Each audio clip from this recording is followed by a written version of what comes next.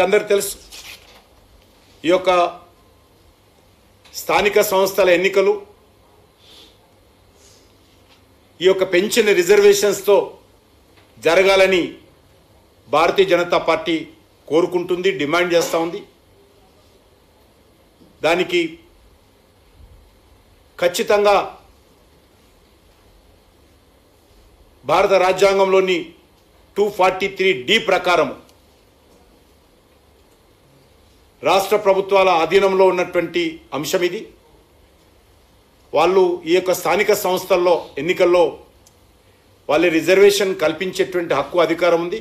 దాని ద్వారా తెలంగాణలో ఎన్నికలు రాష్ట్ర హైకోర్టు తీర్పు ప్రకారము ఎన్నికల్లో నిర్వహించాలని చెప్పి కూడా మేము డిమాండ్ చేస్తూ ఉన్నాము.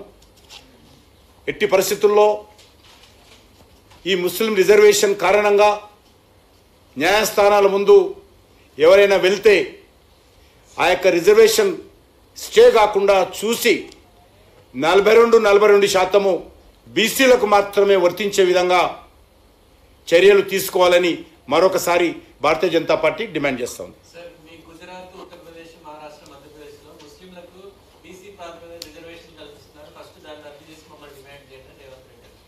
మన తెలంగాణలో కూడా ఆయనకు తెలియదు. ఈయన ముఖ్యమంత్రి కాకముందే, ఈయన రాజకీయాల్లో రాకముందే, రేవంత్ రెడ్డి గారు రాజకీయాల్లో రాకముందే ముస్లింలో ఉన్నటువంటి దూదేకుల లాంటి కులాలు బీసీలలో ఉన్నారు. ఆ రకంగా దేశమంతా ఉన్నారు.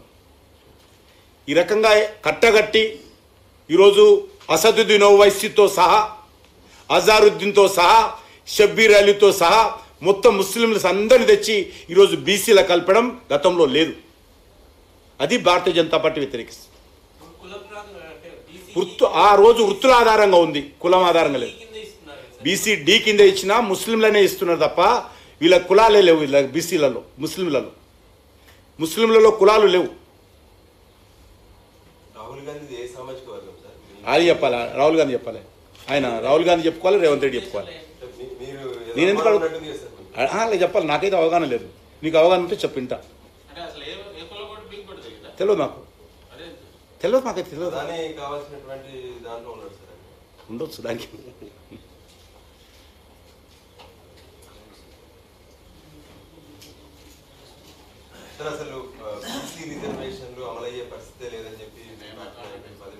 లేదు, నేను అంటలేను, చేయమంటున్నాను. నేను చాలా స్పష్టంగా రిజర్వేషన్ అమలు జరగాలి, 42% జరగాలి, 42% కూడా బీసీలకే రావాలి, 42%లో మజ్లిస్ పార్టీ యొక్క కోటా ఉండకూడదని కోరుతా ఉన్నాను. అందులో 42%లో అసదుద్దీన్ ఓవైసీకి, అక్బరుద్దీన్ ఓవైసీకి, అజారుద్దీన్కు, షబ్బీర్ అలీకి కోటా ఉండకూడదని కోరుతున్నాను. ఒక్కసారి మీరు హైదరాబాద్ ఎలక్షన్స్ కానీ, గతంలో జరిగినటువంటి స్థానిక సంస్థల ఎన్నికల్లో కానీ అన్ని బీసీ సీట్లలో మరి మజ్లిస్ పార్టీ పోటీ చేసింది. ఏ ప్రాతిపదికన పోటీ చేసింది, ఎట్లా పోటీ చేసింది, మరి వాళ్ళు ఏ రకంగా 30 సీట్లు, 32 సీట్లు, 150 సీట్లలో గెలిచారు బీసీలకు ఇచ్చినట్టు. పెంచాడు కదా. గతంలో 4% ఉండేది, ఇప్పుడు 10% చేశాడు ముస్లింలకు. గతంలో ఓన్లీ 4% ఉండేది. రాజశేఖర రెడ్డి గారు 4% చేసి హైకోర్టు కొట్టేస్తే సుప్రీంకోర్టు స్టే తెచ్చి నడిపారు. దాన్ని రోజు 4% కాదని తగుదునమ్మా అని ఆయన 10% పెంచాడు. అది మేము వ్యతిరేకిస్తాం. ఓటు వేయలేము మేము. అప్పుడు కూడా లిఖితపూర్వక మీరు అంటూ వాళ్ళు అడుగుతారనే ఇగో స్పీకర్కి ఇచ్చినటువంటి ఒరిజినల్ లెటర్ పెట్టినాం. చెప్పినా మేము ప్రొటెక్షన్ మేము ఖచ్చితంగా మా పార్టీ తరఫున మేము ప్రొటెస్ట్ చేసి లెటర్ స్పీకర్ గారికి ఇచ్చి ఇదే సేమ్ మేము వ్యతిరేకిస్తున్నాము.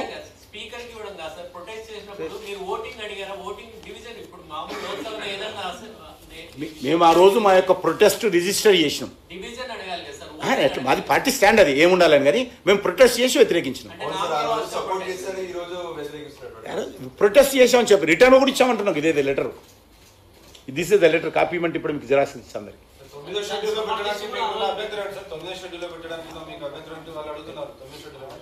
మాకేం అభ్యంతరం లేదు. భారతీయ జనతా పార్టీకి ఏ రకమైన పెద్ద చట్టానికి వాళ్ళకి సంబంధించినటువంటి వ్యవస్థలకు సంబంధించినటువంటి అంశం, నాకు సంబంధించిన అంశం కాదు.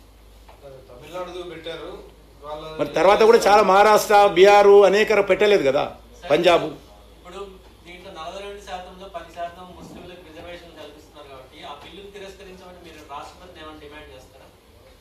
చాలా స్పష్టంగా మేము ఈ 10% కాదు, మా పార్టీ అధికారంలోకి వచ్చిన తర్వాత తెలంగాణలో ఆ 4% కూడా రద్దు చేసి, మన ఎన్నికల ఏదైతే ఎగ్జిస్టింగ్ ఉందో 4% కూడా రద్దు చేసి ఆ 4% కూడా ఎస్సీ ఎస్టీ బీసీలో కలుపుతామని నిర్ణయం చేశాము.